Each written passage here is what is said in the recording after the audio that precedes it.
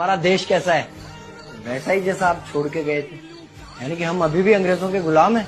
नहीं, अंग्रेजों से तो हमें 1947 में ही आजादी मिल गई थी।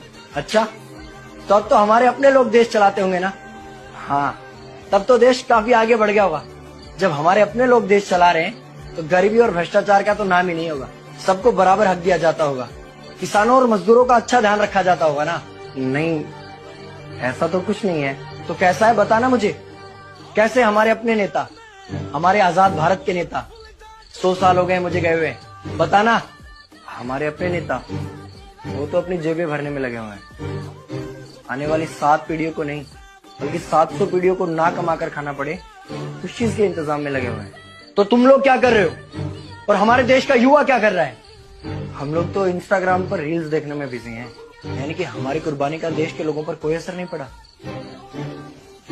देश के लोगों में कोई देशभक्ति नहीं, कोई देश प्रेम नहीं।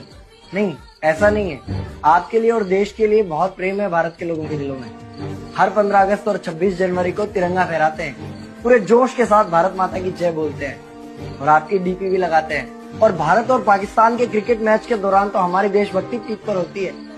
तुम इसे देशभक्ति समझते हो? तो फिर क्या है देशभक्ति? अगर तुम्हारी देशभक्ति समाज को सुधारने में, गरीबों को अच्छी शिक्षा या बराबर का हक नहीं दिलाती तो कोई काम की नहीं है तुम्हारी देशभक्ति। भ्रष्ट नेताओं और सरकार के खिलाफ आवाज उठाओ, लोगों को एकजुट करो। लेकिन अगर हमने सरकार के खिलाफ आवाज उठाई या नेताओं से सवाल पूछे तो हमें एंटी नेशनलिस्ट कहा जाएगा या हमें गद्दार करार दे दिया जाएगा। तो डरता है। 23 साल का था मैं जब अंग्रेजों ने मुझे फांसी पर चढ़ा दिया। मुझे तो आतंकवादी कहा गया था। अगर अब नहीं जागे तो ये देश सोता रहेगा। ये सरकारें, ये नेता देश को बेच खाएंगे। इस भ्रष्ट सरकारी तंत्र से लड़ो। देश को क्रांति की जरूरत है।